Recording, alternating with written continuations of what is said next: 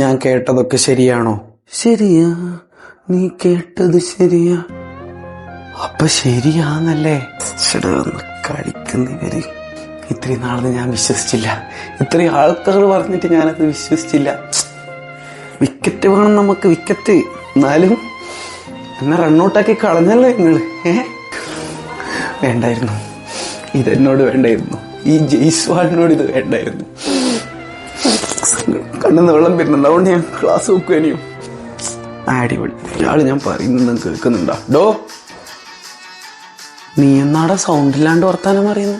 അപ്പൊ ഒന്നും കേട്ടിട്ടില്ല ഇതുവരെ പറഞ്ഞേ. നിനക്ക് ഞാൻ കുറച്ച് സാധനം വാങ്ങി വെച്ചിട്ടുണ്ട്. അങ്ങനെ ഗിഫ്റ്റ് ഒന്നും തന്നിട്ട് എന്നെ പാട്ടിലാക്കാന്ന് വിചാരിക്കണ്ട. ഇന്നാ ബുക്കാ, തുറക്ക്, വായിക്ക്. റണ്ണൗട്ട് ആവാതിരിക്കാൻ 100 വഴികൾ. റണ്ണൗട്ട് ആവാതെ എങ്ങനെ ഓടാം? Run like Dhoni. എടോ പോടോ.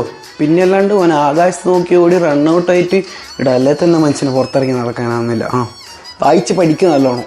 അപ്പം ആൾക്കാർ വെറുതെ പറയുന്നത് തന്നെയാണല്ലേ. എനിക്കറിയാം എൻ്റെ ക്യാപ്റ്റൻ അങ്ങനെ ചെയ്യൂല. എന്നാൽ ഓക്കെ, ഗുഡ് നൈറ്റ്. വായിച്ച് പഠിച്ചോളൂ. ഇനി എങ്ങാനും റണ്ണൗട്ടായിട്ടുണ്ടെങ്കിലാ